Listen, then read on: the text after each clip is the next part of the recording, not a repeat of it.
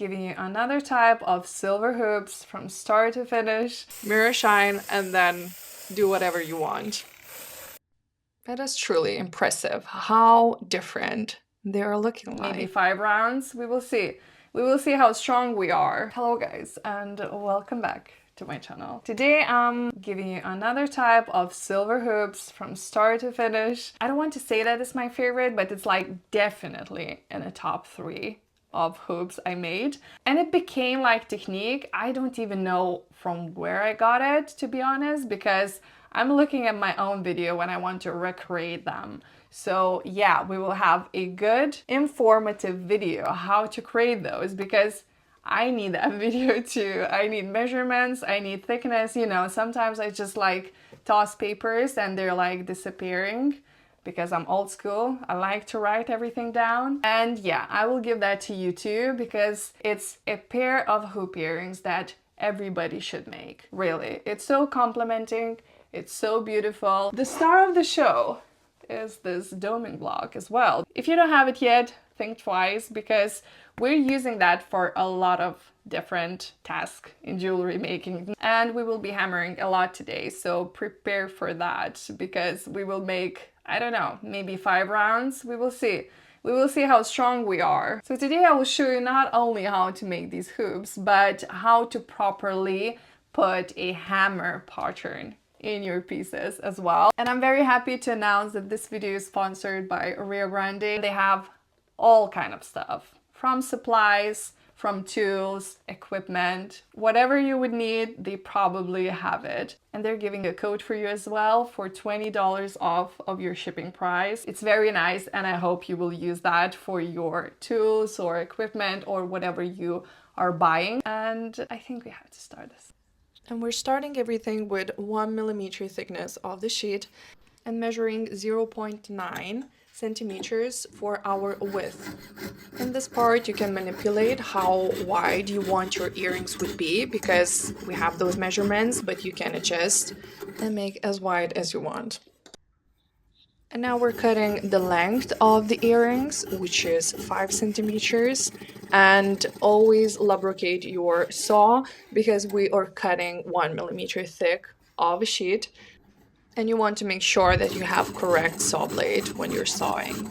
Keep your saw at the angle when you're sawing straight lines. It will keep your line way more straight than it would be on 90 degrees angle. Of course, when we have like shorter length, then we're keeping 90 degrees. But when it comes to longer lengths, trust me, the angle will make a difference. And now we have to make rings out of our 2 pieces. Because for this technique, we need to make them round first and then cut them again. Usually I do the step with my ring bender, but I'm showing you the old school way. But I really recommend to buy one in the future and save your wrist, because, you know, thicker wires to bend or sheets to bend, it's very tough for your wrist. So save your wrist, buy a ring bender. Just to have that perfect connection, I went again with my saw through that connecting line, just to have as flush as I can, because this step is very important when we will be hammering our pieces. It might split, and we don't want that. Now it's time to solder. I put my solder piece under the joint how I usually do, but I haven't seen that I haven't actually put that in exact place, and that caused that solder climbing on my right side of the ring as well, because it was hotter place. We have a splash there, but it's okay, we will clean it. And on the second one, I just overheated too much. That's why we got a bit of that splash under as well. So, you know, sometimes you're not getting perfect soldering days, and that's okay too. You will polish more. And now that polishing came straight away, because we need to take out all of that solder before we will be putting our rings on the mandrel to make it round. We don't want that our hammers or mandrel itself would touch that solder, because we can hammer that in, and we truly don't want that. And we don't want hammer in in our ring as well that much, because solder is not a good thing to keep on your piece. So always keep in mind that you want to use as less as you can, and if you use too much, just take it out. And I'm working just with the hard solder, so keep in mind that as well, because for this task you need a hard solder. And now we have to make it round. Punch a lot, hammer a lot, just to keep that shape as round as we can. We have to turn our piece as well while we're hammering, because we don't want to have wider spaces in some parts and narrow ones in others. So we want to rotate everything, spin, turn, and hammer. That's how we can get that perfect round shape.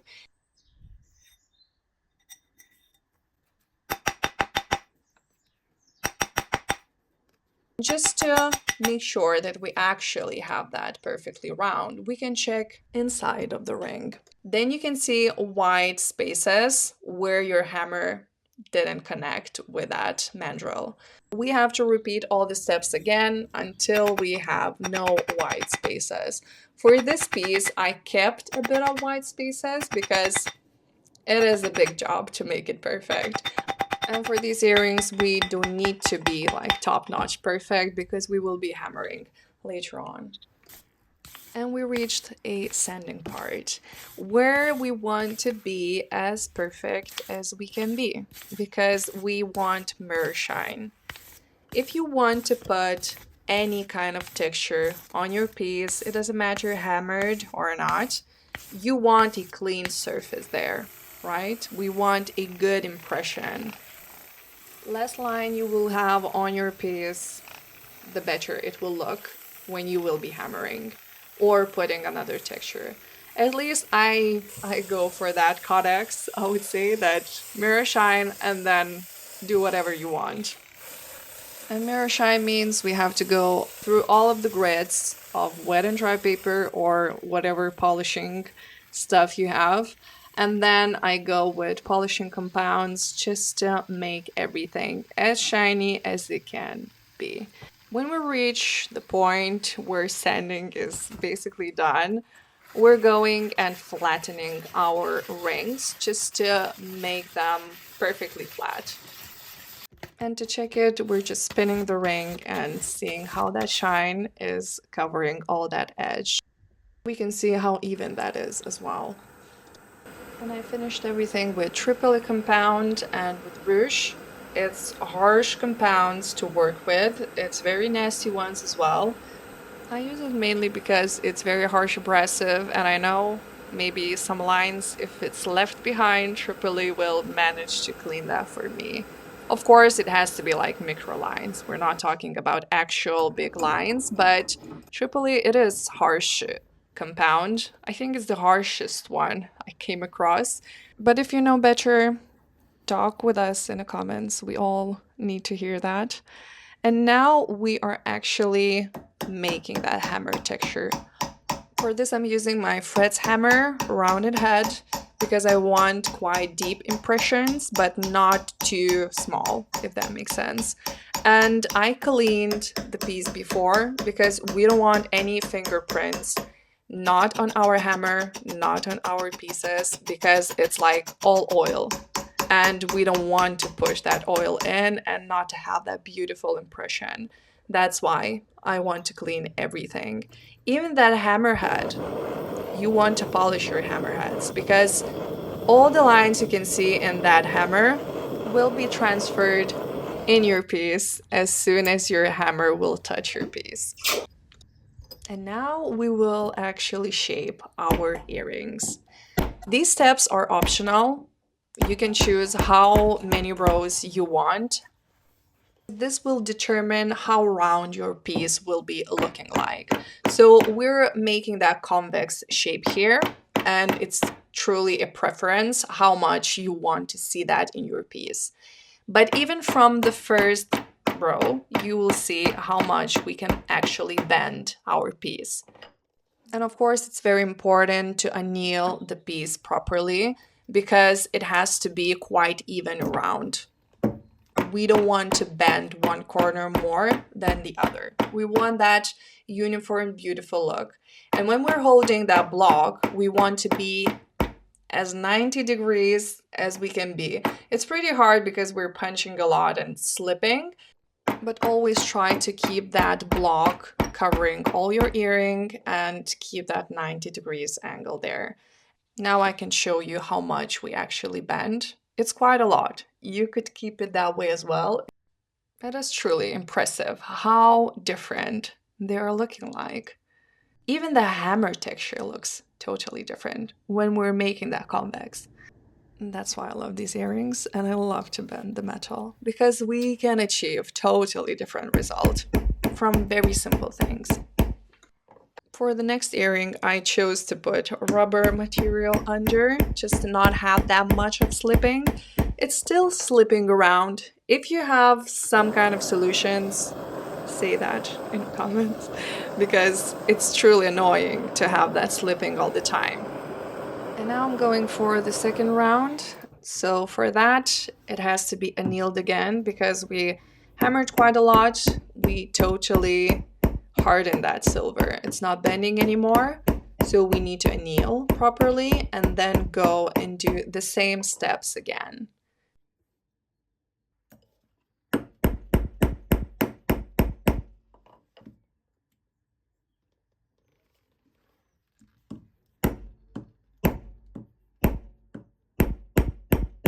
The last round of annealing and punching again. Quite nice because it's not 5 rounds. And even here you can tell how uneven these two rings are. Probably because I punched more. One and another wasn't getting that much of energy, because always keep aware that every punch you do for your piece will harden your piece. So if it's not effective punch, it will harden, but it won't bend that much. That's why we can get different shapes, but it's very easily fixed by just punching another piece more, and that's it. And now we're cutting a gap just to make earrings out of the rings. I cut it quite narrow and I fixed it later on just to widen it up. I always want to keep it as narrow as I can, but you know, it has to be comfortable. We have to like put earpods in the ear comfortably, so we have to keep that gap going. So it's just a preference how wide you want to keep it. And how to properly prepare an earring for an earring post, I showed in a different video of mine. I will tag that here. And when you solder, it's very important to keep all our piece hot enough, because all that heat is transferring to the piece. If something is too cold, it will grab more heat. We need to heat up all the piece first and then keep that heat on a place where we want to solder.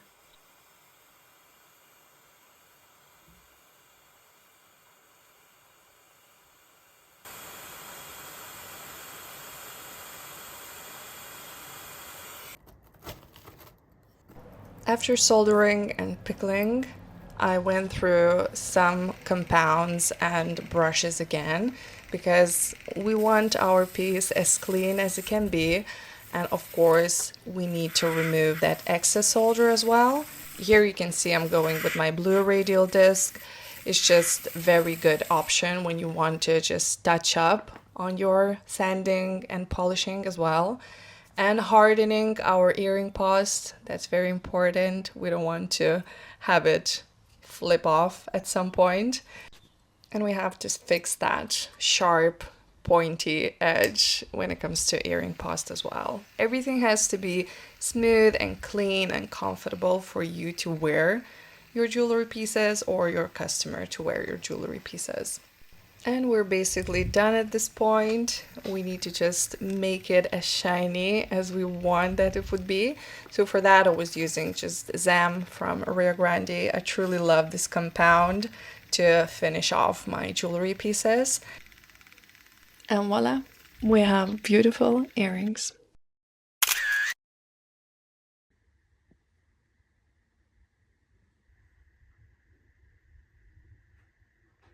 I hope you enjoyed the process. It's very like technical process, I would say, because you have to be aware how you're twisting the piece, how you're putting that in a block again, and annealing and coming back again. This piece teaches you a lot as well, and you can manipulate with sizes too. I tried even very tiny small hoops with the same technique and it worked as well. Of course, it's a bit excessive to make it when it comes to those very tiny hoops, but it truly looks different. Yeah, you can never go wrong with silver hoops. So why not to make more techniques? Why not to try more techniques? And this one I would say is the hardest one when it comes to holding and punching as well. Everything has to be quite stable, but you know, the outcome, I don't have any other technique to make the same hoop happen, and it's truly stunning. We're having that uniform look. It's just rounded. It's just, you know, for me it looks very tasty. So yeah, ask me questions in the comments, give me suggestions what you want to see more on the channel, and I hope you like it, and I will see you in my next one.